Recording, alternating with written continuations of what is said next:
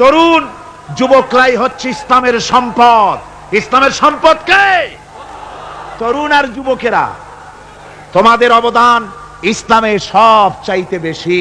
মনে রাখবেন যুবকেরা, শোনো, ইসলাম প্রতিষ্ঠিত হয়েছে তোমাদের রক্তের উপরে। কাদের রক্তের উপরে?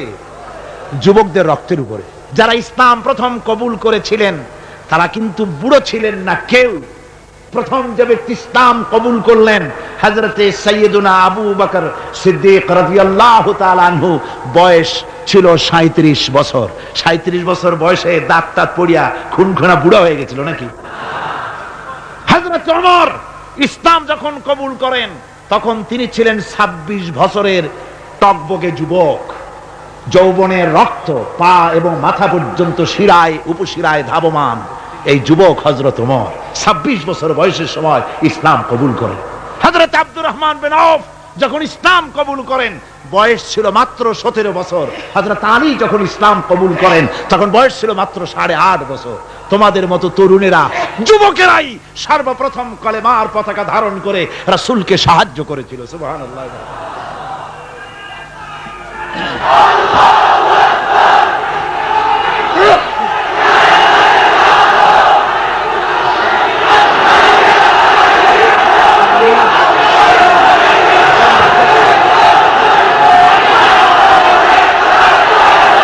আমার মুসলমান ভাইয়েরা থামুন। আমার ভাইয়েরা, যুবকদের অবদানই চিরকাল ইসলামে বেশি ছিল। তাই বলে যারা বৃদ্ধ মানুষ তাদের কিন্তু কোনো মন খারাপ করার কোনো কারণ নাই, ঠিক কিনা? যেহেতু আমরা যারা বয়সের প্রান্তে এসে গেছি আমরাও ওই যৌবন কালটা পেরিয়ে এসেছি, ঠিক কিনা? আরেকটি কথা, কিয়ামতের দিন কোন বুড়ো মানুষ বেহেশতে যাবে না, সব যুবকরা যাবে। বেহেশতে যাবে কারা? বুড়োরা বোধহয় ভয় পেয়ে গেছেন। রাসূল পাক সাল্লাল্লাহু আলাইহি ওয়াসাল্লাম বলেছেন, আমার কথা না, হুজুর বলেছেন কোন বুড়ো মানুষ বেহেশতে যাবে না, কোন কালো মানুষ বেহেশতে যাবে না। এখন রাসূল যদি বলেন তার কথাই তো আইন। হুজুর বলেন কালো মানুষ বেহেশতে যাবে না, একটা কালো মানুষ কান দিয়ে তো পড়েই গেছে। হুজুর বলেন কেঁদো না, তুমি যখন বেহেশতে যাবে চাঁদের মতো সুন্দর চেহারা নিয়ে বেহেশতে যাবে। বুড়ার কান্না দেখে হুজুর বলছেন কেঁদো না, তুমি যখন বেহেশতে যাবে আল্লাহ তোমার যুবক বানায় পাঠায় দিবে। যেহেতু বেহেশত হচ্ছে যুবকদের জন্য। সুবহানাল্লাহ। অত নাজ নিয়ামত, অত আনন্দ, বুড়া মানুষে তো খাইয়ে খুইয়ে বেহেশত নষ্ট করে ভালো হবে। এই জন্য যৌবন দরকার, স্বাস্থ্য দরকার বেহেশত উপভোগ করার জন্য। সেই জন্য বেহেশতে যাবে কারা? তরুণেরা যাবে। কারা যাবে? তরুণ তরুণী দিয়ে আল্লাহ পাক বেহেশত ভরে ফেলবেন। সুবহানাল্লাহ। আমার তরুণেরা, যুবকেরা শোনো, রাসূলুল্লাহ তোমাদের কত সম্মান দিয়েছেন। কে সম্মান দিয়েছেন? রাসূলুল্লাহ। রাসূলুল্লাহ এক জায়গায় বক্তৃতা করতেছিলেন, বক্তৃতা করছেন, এমন সময় দেখা গেল একজন তরুণ সাহাবী, নাম তার জারীর রাদিয়াল্লাহু তাআলা আনহু। চাঁদের মতো চেহারা তার ছিল, খুব সুন্দর চেহারা ছিল তার। হযরত জারীর বসতে না পেরে জায়গা পায় না, দাঁড়ায় আছে। রাসূল নিজের গায়ের চাদরটা খুলে জারীরের দিকে নিক্ষেপ করলেন, বললেন, জারীর দাঁড়িয়ে আছো, আমার চাদরের উপরে বসো। সুবহানাল্লাহ। হযরতে জারীর রাসূলুল্লাহর চাদর নিয়ে চুমা খাইতে লাগলেন আর বললেন, আকরামাকাল্লাহ কামা আকরামতানি ইয়া রাসূলুল্লাহ। হে রাসূল, আল্লাহ আপনার সম্মান আরো আরো অনেক বাড়িয়ে দিক, যেমন আপনি আমাকে মর্যাদা দিলেন। হে রাসূল, আপনার চাদরে পৃথিবীর কোন মানুষ বসতে পারে? আমার তরুণ ভাইয়েরা, আমার যুবক ভাইয়েরা, তোমাদেরকে রাসূল মহব্বত করতেন, ভালোবাসতেন সবচেয়ে বেশি। তোমরা আজ বাতিলের শিকার। কার শিকার? বাতিলের শিকার। তোমাদেরকে কি দেওয়া হয়? যে সব রাজনৈতিক দলের যুবক যারা তোমরা এখানে আছো, জিজ্ঞেস করি তোমাদের নেতারা তোমাদেরকে কি দেয়? দেয় অস্ত্র, দেয় টাকা, দেয় নারী ভোগ করার জন্য পয়সা, তোমাদের চরিত্র ধ্বংস করার জন্য সব রকমের হাতিয়ার তুলে দেয়। তোমাদের হাতে শোভা পায় কলম, হাতে শোভা পায় খাতা, হাতে শোভা পায় বই। বই খাতা কলমের পরিবর্তে তোমাদের নেতারা তোমাদের হাতে তুলে দেয় স্টেন গান, তুলে দেয় হেরোইন, তুলে দেয় টাকা। এরা তোমাদের নেতা নয়, এরা তোমাদের জীবনের দুশমন। জোরে বললেন কি?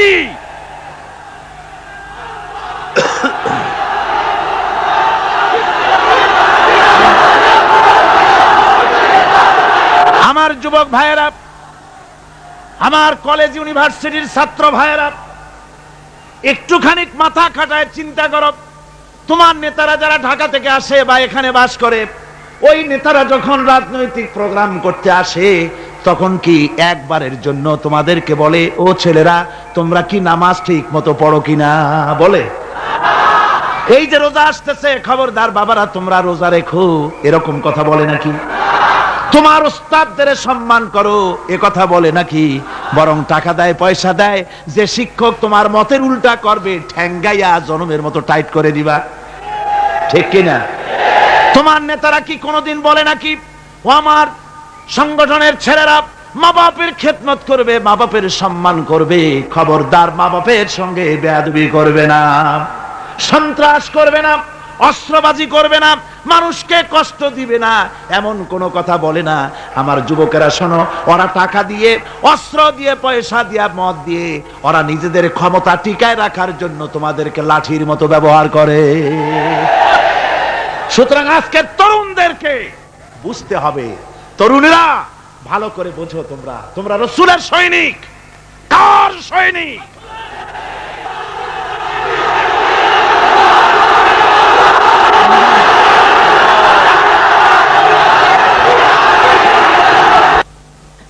তরুণেরা, যুবকেরা, তোমাদের এগিয়ে আসতে হবে, নির্যাতিত মানবতার পাশে তোমাদেরকে দাঁড়াতে হবে। আল্লাহ রাব্বুল আলামিন বলেছেন, ওয়ালা তাকুলু লিমান ইউকতালু ফি সাবিলিল্লাহি আমওয়াত বাল আহইয়াউ ওয়ালাকিন লা তাশউরুন। আল্লাহ রাব্বুল আলামিন বলেন, আমার রাস্তায় যারা নিহত হয়েছে, আমার রাস্তায় যারা জীবন দিল, ওরা মরে গেছে এই কথা তোমরা বলো না, ওরা জিন্দা। ওরা কি? আমার রাস্তায়, আমার দিন প্রতিষ্ঠার জন্য, মানবতার মুখে হাসি ফুটাবার জন্য, নির্যাতিত মানবতার গোলামির জিনজির থেকে তাদেরকে বাঁচাবার জন্য সংগ্রাম করতে গিয়ে যারা জীবন দিল, ওরা মরে নাই, ওরা জিন্দা। ওরা কি? জিন্দা। আল্লাহ বলেন, আল্লাহ পাক বলেন, ওরা জিন্দা তোমরা জানো না, আমার কাছ থেকে তারা রিজেক্ট প্রাপ্ত হয়। যারা শহীদ হয়, শাহাদাতের কথা শুনে যাদের ভয় লাগে, অস্ত্রের খোঁচা খায়া, গুলি খায়া, বায়োনেট খায়া, ড্যাগারের গুতা খায়া মরা, জানি কত যন্ত্রণা। নবীজি বলতেছেন, আন আবি হুরায়রা রাদিয়াল্লাহু তাআলা আনহু আন্না রাসূলুল্লাহ সাল্লাল্লাহু আলাইহি ওয়াসাল্লাম মা ইয়াজিদু শাহীদু মিন মাসসিল কাতল কামা ইয়াজিদু আহাদুকুম মিন মাসসিল কারছা। তিরমিজি, নাসাই। আল্লাহ নবী বলেছেন, হযরত আবু হুরায়রা হাদিসটি বর্ণনা করেছেন, নবীজি বলেছেন, শাহাদাতের মওত হলো তোমাদের কেউ যদি আরেকজনকে একটা চিমটি কাটে, ওই চিমটি কাটায় যতটুকু যন্ত্রণা, শাহাদাতের মওতের এর চাইতে বেশি কিছু যন্ত্রণা নয়। শাহাদাতের মওতটা হচ্ছে একটা সেতু। এটা কি সেতু? এটা ব্রিজ। এপারে দুনিয়া, ওপারে আল্লাহ। সুবহানাল্লাহ ওয়া বিহামদি। মরার সাথে সাথে দিদার ইলাহি নসিব হয়ে যাবে। সুবহানাল্লাহ ওয়া বিহামদি। সাহাবায়ে কেরাম, আপনি চিন্তা করেন, তাদের মা, বাবা, বিবি, বাল বাচ্চা, সন্তান সবকিছুকে ফেলে রেখে আল্লাহর দ্বীনের জন্য রক্ত দিতে পেরেছেন। কি কারণে? জীবনকে তাদের কাছে তুচ্ছ মনে হয়েছে। এই জীবন জীবন নয়, ওই জীবনই তো সবচেয়ে সেরা জীবন, যে জীবনে আমার মাওলা আমার উপরে খুশি হয়ে যাবে। সুবহানাল্লাহ। আমার মাবুদ আমার উপরে খুশি হয়ে যাবে। ওইটা হচ্ছে সবচেয়ে নিয়ামতের মওত। এই জন্য হুজুর সাল্লাল্লাহু আলাইহি ওয়াসাল্লাম বলেছেন, কেউ যদি শাহাদাতের তামান্না করে দিল থেকে, সে যদি তার বিছানায়ও মরে, আল্লাহ পাক ওটাকে শাহাদাত হিসেবে ধরে নেবেন। হযরত ওমর রাদিয়াল্লাহু তাআলা আনহু দোয়া করতেন, আল্লাহুম্মা রযুকনি শাহাদাতান ফি সাবিলিক ওয়াজআল মাউতি ফি বালাদি রাসূলিক। আয় আল্লাহ, তুমি দয়া করে মেহেরবানি করে আমাকে শাহাদাতের পেয়ালা পান করাও। শাহাদাতের মওত সবচেয়ে নিয়ামতের মওত। কিয়ামতের দিন এই শহীদ তার আত্মীয় স্বজনের ব্যাপারে 70 জন লোকের ব্যাপারে আল্লাহর কাছে সুপারিশ করার মতো পাওয়ার লাভ করবে।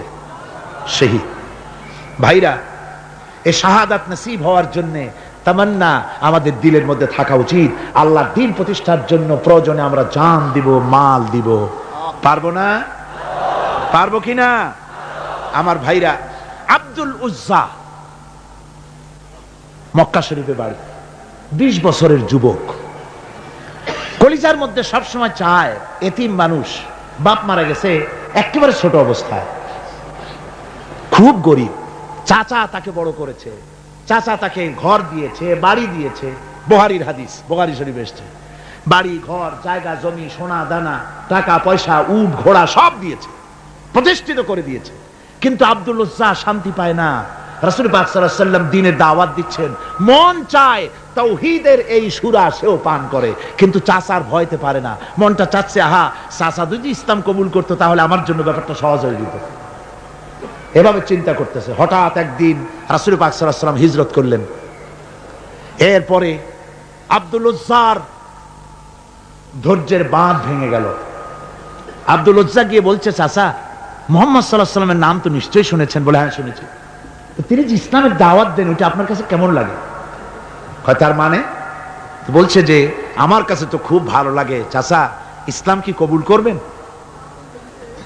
এই অগণিত মূর্তির সামনে মাথা নত করে আমাদের কোনো লাভ নাই, ওই মূর্তিগুলি আমাদের কোনো সাহায্য করতে পারে না, এক আল্লাহ বিশ্বাস করার জন্য মুহাম্মদ সাল্লাল্লাহু আলাইহি ওয়াসাল্লাম আমাদের বলেছেন। চাচা বলছে, খবরদার এই কথা যদি আবার উচ্চারণ করো তাহলে আমি তোমাকে যা দিয়েছি সব ছিনায় নেব। আব্দুল উজ্জা বলছেন, তাহলে আর আমি সহ্য করতে পারলাম না চাচা, আপনার সামনেই আমি ঘোষণা করলাম, একদিন চাপা রেখেছি আর পারলাম না, আমি ঘোষণা করে দিলাম লা ইলাহা ইল্লাল্লাহু মুহাম্মাদুর রাসূলুল্লাহ। পরিণতি জানো? আব্দুল উজ্জা বলল, কি পরিণতি? চাচা বলতেছি এই কলেমা পড়ার কারণে আমি তোমাকে যা দিয়েছিলাম, ঘোড়া দিয়েছি, উট দিয়েছি, বাড়ি দিয়েছি, সব আমি তোমার কাছ থেকে ছিনাইলাম, সব ফেরত দিতে হবে। তিনি বললেন, আমি রাজি আছি, আমি রাজি আছি। আপনি আমার সোনা দানা ঘোড়া উট আর ঘর বাড়ি যা দান করেছেন, এই দুনিয়াটার মালিকও যদি আমারে বানাই দিতেন, আমি এর বিনিময়ে কলেমা পড়া থেকে আর আমি নিজেকে থামায় রাখতে পারি না। বলে আমার সব আমাকে ফেরত দাও। বলল, দিলাম, যা আপনি দিয়েছেন সব আপনাকে ফেরত দিলাম। চাচা বলছে, জায়গা জমি টাকা পয়সা সোনা দানা সব পেলাম, তোমার গায়ে যে জামা, তোমার পরনে যে লুঙ্গি, ওটা আমার টাকার খোলো। আব্দুল উজ্জা বললেন, আপত্তি নাই। জামা খুলে দিলেন, পরনের লুঙ্গিটাও খুলে দিলেন। 20 বছরের যুবক এই অবস্থায় চলে গেলেন মায়ের কাছে। মা আব্দুল উজ্জাকে এই অবস্থায় দেখে 2 চোখ চেপে ধরলেন, বললেন, বাবা তোমার এই অবস্থা কেন? ছেলে বলছে, মা ইমান আনার কারণে আমি সব হারায় ফেলেছি, আমার আর কিছুই নাই, ইমান আনার কারণে আমার এই অবস্থা হয়েছে। মা বলছে, বাবা আমার কাছে কি চাও? ছেলে বলছে, মা আমি চলে যেতে চাই মদিনায়, আল্লাহর নবী মুহাম্মদুর রাসূলুল্লাহ সাল্লাল্লাহু আলাইহি ওয়াসাল্লামের দরবারে চলে যেতে চাই, আমি একটু বস্ত্র চাই। মা একটা পুরানা কম্বল তার হাতে দিয়ে দিলেন। আব্দুল উজ্জা কম্বলটাকে ছিঁড়ে এক টুকরা কোন রকম হাঁটুর উপরে জড়ায় নিলেন, আর এক টুকরা গায়ে দিয়ে নিলেন। আব্দুল উজ্জা আবার বহু কষ্ট করে মরুভূমি পাড়ি দিয়ে মদিনা মুনাওয়ারায় চলে গিয়ে বাবি জিবরিল থেকে ঢুকে আসহাবে সুফফার চবুতরার সামনে বসে আছেন, ছেঁড়া কম্বল পরা। এবার বিশ্ব নবী, দুনিয়া আখিরাতের বাদশা জনাবে মুহাম্মদ রাসূলুল্লাহ সাল্লাল্লাহু আলাইহি ওয়াসাল্লাম যখন মসজিদের নিজের ঘরের থেকে দরজা খুলে বেরিয়েছেন, দেখেন এক যুবক বসা, একটা আধাটা কম্বল পরা, হাঁটুর উপরে কোন রকম করে রানটা লজ্জাস্থানটা ঢাকার, গায়ে একটা ছেঁড়া কম্বল। তার এই অবস্থা দেখে হুজুর জিজ্ঞেস করেন, তুমি কে? যুবক বলছে, আমি আব্দুল উজ্জা। ইসলাম কবুল করার জন্য আমার সব ছিল, আমি কম ধনী ছিলাম না, আমার চাচা সব নিয়ে গেছে, সিনাই রেখেছে, আমার লুঙ্গিটাও দেয় নাই। ঘটনা সব তিনি খুলে খুলে বললেন। হুজুর বললেন, তোমার নাম আব্দুল উজ্জা নয়, তোমার নাম আব্দুল্লাহ। আব্দুল্লাহ জুলবাজাদাইন তার নাম। হযরত আব্দুল্লাহ জুলবাজাদাইন কি রাসূলুল্লাহ দিয়া দিলেন, আসহাবে সুফফাদের সাথে মিলাই দিলেন, এখানে থাকো, খাবার আসতে পরে খাবে। তাদের সব সময় খাবার থাকতো না, আসহাবে সুফফায় তারা থাকতেন যাদের ঘর নাই, বাড়ি নাই, থাকার জায়গা নাই। ক্ষুধার জ্বালায় যখন তারা অতিষ্ঠ হয়ে যেতেন, নবীজি ঘরের থেকে তাহাজ্জুদের জন্য যখন বেরোতেন, ক্ষুধার্ত সাহাবীরা রাসূলের চেহারা দেখার সঙ্গে সঙ্গে ক্ষুধা নিবৃত হয়ে যেত। হযরত রাসূল পাক সাল্লাল্লাহু আলাইহি ওয়াসাল্লাম আব্দুল্লাহকে ওনাদের মধ্যে ভিড়ায় দিলেন। আব্দুল্লাহ এবার কোরআন শরীফ পড়ে, কোরআন শরীফ পড়তে গিয়া চিল্লায় চিল্লায় তিনি পড়েন, আস্তে আস্তে পড়েন না। সাহাবীরা বিরক্ত হয়ে রাসূলের কাছে নালিশ করলেন যে বড় চিল্লায় কোরআন পড়ে, আমাদের নামাজেও ডিস্টার্ব হয়। হুজুর বলেন, সাহাবীরা কেউ আব্দুল্লাহর ব্যাপারে কোনো কথা বলবে না, তারে চিল্লাইতে দাও, যেহেতু ঈমানের জন্য তারে বড় মূল্য দিতে হয়েছে। পরনের লুঙ্গিটা পর্যন্ত আনতে পারে নাই, যত খুশি চিৎকার করেছে আল্লাহর কালাম পড়ুক।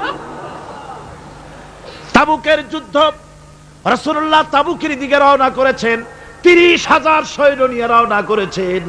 ওই জিহাদে মানুষেরা প্রাণ ভরে রাসূলুল্লাহকে সাহায্য করেছেন। মেয়ে লোকেরা নাকের ফুল, কানের দুল, গলার হাল খুলে খুলে রাসূলের কদম মোবারকে দিয়ে দিয়েছে। ধনীরা টাকা পয়সা সব দিয়েছে। হযরত আবু বকর তো যা ছিল সব এনে দিয়েছে, কিছু ছিল না ঘরে। রাসূল রওনা করলেন। প্রতিমধ্যে হযরত আব্দুল্লাহ জুলবাজাদাইন আল্লাহ নবীর খেদমতে হাজির হয়ে বলেন, হুজুর সবাই তো সব দিল, আমার কিছুই নাই, কিছু দিতে পারলাম না। হুজুর আপনি আমার জন্য দোয়া করেন, আমি যেন এই তাবুকের ময়দানে কাফেরদের বিরুদ্ধে লড়াই করে যেন শহীদ হয়ে যেতে পারি। মাল দিতে পারি নাই, কিন্তু আল্লাহর জন্য যেন আমার জীবনটা দিয়ে দিতে পারি। ও চট্টগ্রামের যুবকেরা, তরুণেরা, তোমাদের মতো 20 বছরের তরুণ হযরতে আব্দুল্লাহ জুলবাজাদাইন শাহাদাতের তামান্না করে রিসালাতে মাহবের কাছে দাঁড়িয়েছেন। হুজুর বললেন, একটা গাছের বাকল নিয়ে আসো। একজন একটা বাকল নিয়ে এলো। রাসূলুল্লাহ ওই বাকলটা আব্দুল্লাহ জুলবাজাদাইনের হাতে লাগাই দিলেন। রাসূলুল্লাহ বললেন, আয় আল্লাহ, আমি আব্দুল্লাহর রক্ত কাফেরদের জন্য হারাম করে দিলাম।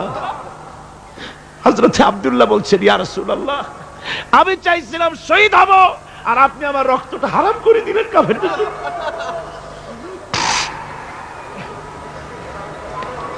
আল্লাহর নবী বলেন, আব্দুল্লাহ রে, কোনো চিন্তা করো না, তোমার মৃত্যু যদি জ্বরেও হয় আল্লাহ রাব্বুল আলামিন তোমার শাহাদাতের দরজা দিয়ে দিবেন।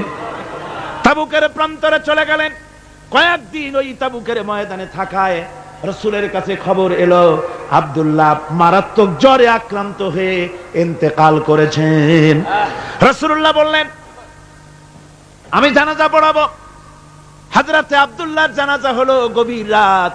কবরের ভিতরে একজন দাঁড়ায়া লাশ ধরার জন্য একজন কবরের ভিতরে দাঁড়িয়েছে। 2 জন লোকে লাশ নিয়ে আসতেছে। হযরতে বেলাল আলো উঁচু করে দাঁড়ায় ধরে আছে, অন্ধকার রাত। কবরের ভিতরে একজন দাঁড়ানো, লাশ নিয়ে এসেছে 2 জনে। কবরের ভিতরে যিনি দাঁড়ানো তিনি বলছেন, এই লাশকে তোমাদের ভাইকে আদবের সাথে কবরে রাখো। কবরের মধ্যে যিনি দাঁড়ানো তিনি আর কেউ নয়, বিশ্বনবী মুহাম্মদুর রাসূলুল্লাহ সাল্লাল্লাহু আলাইহি ওয়াসাল্লাম। হযরতে রাসূলুল্লাহ বলতেছেন, আবু বকর, ওমর, তোমাদের ভাইকে আদবের সাথে কবরে রাখো, খবরদার বেয়াদবি করো না। কবরের মধ্যে আল্লাহ নবী আব্দুল্লাহ জুলবাজাদাইনকে নিজ হাতে শোয়াই দিয়া কবরের উপরে পাথর বিছিয়ে দিয়ে নবীজি বললেন, রব্বুল আলামিন, আজকের এই সন্ধ্যা পর্যন্ত আমি আব্দুল্লাহর প্রতি রাজি ছিলাম, তুমিও আব্দুল্লাহর প্রতি সন্তুষ্ট হয়ে যাও।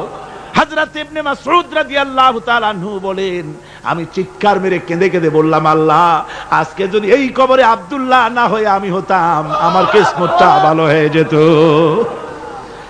যুবকেরা, ও তরুণ মুসলমানেরা, তোমরাই রক্ত দিয়ে ইসলাম কায়েম করেছো। কে কায়েম করেছে ইসলাম? মুসলিম তরুণেরা, মুসলিম যুবকেরা, তোমাদের অবদান সব চাইতে বেশি। আজ মুসলমান যুবকদের চরিত্র নাই। মদ, জুয়া, জেনা, ব্যভিচার করে করে সর্বনাশ করে দেওয়া হলো। সরকারি ভাবে, বেসরকারি ভাবে, বিভিন্ন ভাবে যুবকদেরকে মিসগাইড করার জন্য মদ দেওয়া হয়, টাকা দেওয়া হয়, অস্ত্র দেওয়া হয়, সব দিয়ে যুবকদের চরিত্র নষ্ট করা হচ্ছে। অথচ যুবক হচ্ছে একটা জাতির মেরুদণ্ড। জাতির কি মেরুদণ্ড? এই মেরুদণ্ডকে ঘুণে ধরেছে, এই মেরুদণ্ড নষ্ট করার ব্যবস্থা করা হয়েছে। আমার মুসলমান ভাইয়েরা, হাদিস থেকে শোনো, বদরের প্রান্তরে যুদ্ধ হবে। রাসূলুল্লাহ সাহাবায়ে কিরামদেরকে রেডি করেছেন, কিন্তু এই যুদ্ধটা বড় মারাত্মক, এই জিহাদ বড় মারাত্মক। জিহাদ হবে চাচার বিরুদ্ধে ভাতিজা জিহাদ করবে, বাপের বিরুদ্ধে সন্তান অস্ত্র ধারণ করবে, ভাইয়ের বিরুদ্ধে ভাই অস্ত্র ধারণ করবে। কোন জায়গা? বদর। কোন জায়গায়? বদর। মক্কা থেকে যারা আসতেছে সব চাচা, ভাই, মামু, খালু, এরা আসতেছে। আপন আপন লোকের আপন লোকের বিরুদ্ধে অস্ত্র ধারণ করবে। এটা কি সহজ? কোন এটা কি সহজ? রাসূলুল্লাহ যুদ্ধের কথা মানুষকে বুঝাচ্ছেন, একটু ইতস্তত করছেন। হযরত রাসূল পাক সাল্লাল্লাহু আলাইহি ওয়াসাল্লাম যুদ্ধের কথা সাহাবায়ে কিরামদের সামনে পেশ করতেছেন আর একটু ইতস্তত করতেছেন। এই কঠিন যুদ্ধে সাহাবীরা কিভাবে মেনে নেবে? রাসূলের মনের অবস্থা বুঝতে পেরে হযরত মিকদাদ রাদিয়াল্লাহু তাআলা আনহু, বর্ষিয়ান সাহাবী, তিনি দাঁড়ায় গেলেন। তিনি দাঁড়ায় বলছেন, ইমদি বিনা ইয়া রাসূলুল্লাহ হাইসু মা তাশাব। হে রাসূল, আপনি আমাদেরকে নিয়ে চলুন, আল্লাহ যেদিকে আপনাকে যেতে বলে, হাইসু মা তাশা আয় হাইসু মা আমারাকাল্লাহ, যেদিকে আল্লাহ আপনাকে যেতে বলেন আমাদেরকে নিয়ে আপনি সেদিকে চলেন। ইন্না লা নাকুলু লাকা কামা ক্বালা বানু ইসরাঈল লিমূসা আলাইহিস সালাম ইযহাব আনতা ওয়া রাব্বুকা ফাকাতিলা ইন্না হাহুনা কাঈদুন। আমরা মুসা আলাইহিস সালামের উম্মতের মতো বলবো না যে হে মুসা, তুমি আর জিবরাইল আর তোমার আল্লাহ যুদ্ধ করো, আমরা ঘরে বসে আরাম করি। এ কথা আমরা বলবো না হুজুর। বাল ইযহাব আনতা ওয়া রাব্বুকা ফাকাতিলা ইন্না মাআকুমা মুকাতিলুন। হে রাসূল, বরং আমরা বলবো আপনি যুদ্ধ করুন, আপনি আমাদের নিয়ে চলুন, আমরা লড়বো আপনার সাথে কাফেরদের বিরুদ্ধে। ততক্ষণ পর্যন্ত লড়বো মা দামাত আইনুম মিন্না তাতাররাফ। ও রাসূল, যতক্ষণ আমাদের চোখের একটা পাতাও নড়ে ততক্ষণ আপনার সাথে আমরা লড়বো। সুবহানাল্লাহ। মানে জীবন যতক্ষণ আছে আপনার সাথী হয়ে কাফেরদের বিরুদ্ধে লড়তে থাকবো। হুজুর খুব খুশি হয়ে গেল। হুজুর কি হলেন? দারুণ খুশি হয়ে গেল। আল্লাহর নবী খুশি হয়ে বললেন, ও সাহাবীরা, তোমাদের মানসিক অবস্থা যখন এই কুবু বিনা ইলা জান্নাতিন জান্নাতুন আরদুহা কারদিস সামাওয়াতি ওয়াল আরদ। ও সাহাবীরা, তোমাদের মানসিকতা যখন এমন, তখন আমার সাথে তোমরা দাঁড়াও, আমার সাথে ওঠো, আমার সাথে চলো জান্নাতের দিকে। রাসূলুল্লাহ বলছেন, আমার সাথে চলো বেহেশতে। কোন বেহেশত? এমন বেহেশত যে বেহেশতের বিশালতা আর প্রশস্ততা ওই বিশাল আকাশ আর জমিনের চাইতেও বেশি। এই বিরাট জান্নাতের দিকে চলো আমার সাথে। ফাকামা উমাইর বিন হামান ওয়া কানা ইয়াকুলুত তামার। যুবকেরা, তোমাদের মতো তরুণ, তোমাদের মতো এক যুবক যার নাম উমাইর, তিনি দাঁড়িয়ে গেলেন, হাতে ছিল খোরমা, খোরমা খাচ্ছিলেন। দেখেন না, বক্তৃতা হয়, মাঠে ওয়াজ নসিহত হয়, আর যুবকেরা দাঁড়ায় দাঁড়ায় বাদাম খায়, হয় না? ওই সাহাবী ওই সময় তো বাদাম টাদাম হয়তো পায় নাই, খোরমা খাচ্ছে, খোরমা চাবাচ্ছে, বিচি ফালাই দিতেছে, আর এইভাবে খাচ্ছে আর হুজুরের কথা শুনছে। হুজুরের কথা শুনে উমাইর বলছেন, বাহ বাহ। এটা একটি আঞ্চলিক শব্দ, এর অর্থ হচ্ছে আয় মা আযমাহু ওয়া মা আহসানাহু। হে রাসূল, আপনি কত সুন্দর কথা বললেন, আপনি কি বিশাল কথা বলেছেন, কত বড় কথা বলেছেন। জিহাদ করলে, জান দিলে এমন বেহেশত পাবো, জান্নাতুন আরদুহা কারদিস সামাওয়াতি ওয়াল আরদ, যে বেহেশতটা হবে ওই বিশাল আকাশের চাইতেও বিস্তীর্ণ, এমন বেহেশত পাবো। ওয়াল্লাহি লাউ কুনতু হাইয়ান হাত্তা আকুলাহুন্না ইন্নাহা লাহায়াতুন তাওয়িলা। আল্লাহর কসম, আমি যদি হাতের সবগুলি খোরমা খেতে যাই তাহলে তো অনেক সময় লাগবে, বেহেশতে যেতে দেরি হয়ে যাবে, অনেক দেরি হয়ে যাবে বেহেশতে যেতে। ফারামা বিহিন্না, হাতের সবগুলি খোরমা তিনি ফেলে দিলেন। ও যুবকেরা, হযরত ওমর তোমার মতো যুবক খোরমা খাওয়া সহ্য করলেন না আল্লাহর জান্নাতে যাওয়ার লোভে। জান্নাতে যেতে দেরি হয়ে যাবে, আল্লাহর সঙ্গে দিদার করতে দেরি হয়ে যাবে, এই মনে করে হাতের খোরমাগুলি ফালায় দিলেন, জিহাদের ময়দানে ঝাঁপায়ে পড়লেন। হাদিস শরীফে এসেছে, উমাইর জিহাদ করে বেশ কিছু কাফেরদেরকে নিহত করে নিজেও শহীদ হয়ে গেলেন। রাসূলুল্লাহ বদরের শহাদাদের জানাজা করার সময় একজন সাহাবী বলে দিলেন, হুজুর এই সেই উমাইর আপনি যখন বেহেশতের কথা বলছিলেন, খোরমাগুলি খাওয়ার তর সহ্য হয় নাই বেহেশতে যাওয়ার জন্য। এই সেই উমায়ের, আল্লাহর নবী উমায়ের কাছে দাঁড়ায় আঙ্গুল দিয়ে তার শরীরের দিকে দেখায় বললেন, ইন্নাকা মিন আহলিহা। ও যুবক, যেই বেহেশতের জন্য খোরমা খাওয়ার সময় তুমি পাও নাই, আমি নবী সাক্ষী দিচ্ছি তুমি অবশ্যই সেই বেহেশতের অধিবাসী। ওই বেহেশত তোমার জন্য। সুবহানাল্লাহ। আমার ভাইরা, কিয়ামতের দিন এই জান্নাত আল্লাহ রাব্বুল আলামিন দান করবেন ওই সব লোকদের জন্য যারা জান দিবে, মাল দিবে, রক্ত দিবে আল্লাহর দ্বীনের জন্য। কিসের জন্য? আল্লাহর দ্বীন কায়েমের জন্য। যারা জান মাল ওয়াকফ করে দেবে, জীবনকে উৎসর্গ করে দেবে, তাদের জন্য আল্লাহ পাক এই বিরাট নিয়ামত রেখেছেন। তরুণদের বলতে চাই, যুবকদের বলতে চাই, আর বাতিলের পেছনে ঘুরো না, আর তোমার ওই সব নেতাদের পেছনে ঘুরো না যারা নিজেরাও নামাজ পড়ে না, তোমাকেও নামাজের কথা বলে না। ওরা নিজেরা মিথ্যা কথা কয়, তোমরা টের পাও না? কি বলেন, টের পাওয়া যায় না?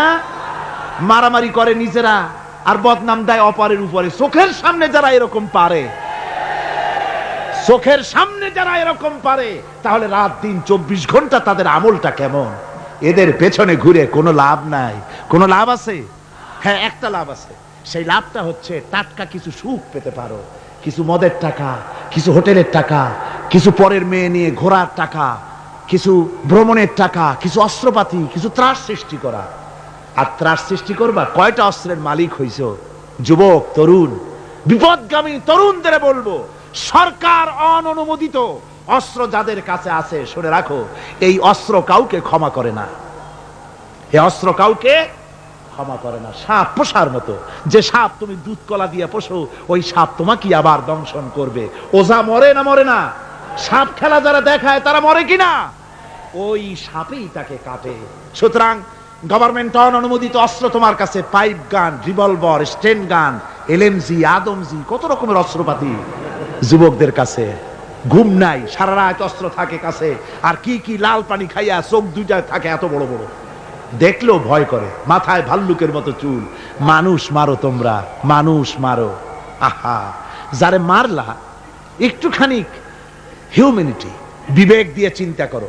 যাকে মেরেছ ওই রাত্রে তার বাড়ির কাছে যাও, ওই রাত্রে গোপনে তার বাড়ির কাছে গিয়ে দেখো তার মা কিভাবে তার সন্তানের জন্য কাঁদতেছে, মায়ের কোলটা খালি হয়েছে বলে কিভাবে কাঁদতেছে, তার বাবা কিভাবে কাঁদতেছে, তার বউ থাকলে কিভাবে ছটফট করতেছে, তার কলিজার টুকরা সন্তান থাকলে কিভাবে আব্বা আব্বা বলে কাঁদতেছে।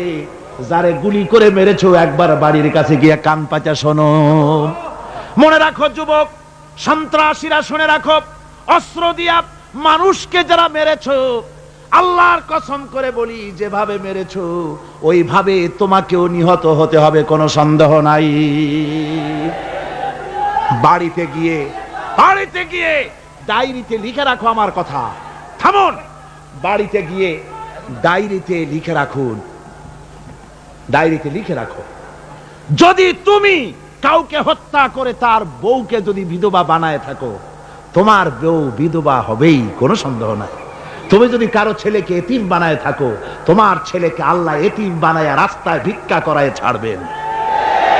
তুমি যদি কারো বাপকে মাকে কাঁদায় থাকো, আল্লাহ রাব্বুল আলামিন তোমার মা বাপকে কাঁদাবেন। তুমি যদি বেয়নটের খোঁচা দিয়া, ড্যাগারের খোঁচা দিয়া একটা মানুষকে যদি বুক ফেড়ে থাকো, তোমার বুকটা ঝাঁঝরা করে দেওয়ার মতো অস্ত্র আল্লাহ তৈরি করে রেখেছে। বিশ্বাস করো, বিশ্বাস করো। অননুমোদিত অস্ত্র থানায় জমা দিয়ে দাও, মসজিদে ঢোকো, নামাজ পড়ো, চরিত্রবান হয়ে যাও। তোমাদের প্রতি আমার উদাত্ত দাওয়াত, আমার বুক ভরা দরদ। তোমাদের বিরুদ্ধে আমাদের কোনো বিদ্বেষ নাই, হিংসা নাই, আছে কলিজা বড় দরদ। দেখতে পাচ্ছি জাহান্নামের দিকে যাচ্ছ, এ পথটা কোন দিকের পথ? জোরে বলেন, কোথার পথ? ওই নেতাদের পিছনে আর চলো না, তওবা করো। ওই নেতাদের পিছনে আর যাবে না যারা তোমাদেরকে টাকা দেয় আর অস্ত্র দেয়, যারা তোমাদেরকে মদ দেয় আর নারী দেয়, ওদের পেছনে আর চলবে না। ওয়াদা করো। যুবকরা কি পারবে ওয়াদা করতে? ওই সব নেতাদের পিছনে জীবনে আর যাবে না। ওয়াদা করতে পারো? হাত উঁচু করে দেখাও যুবকেরা।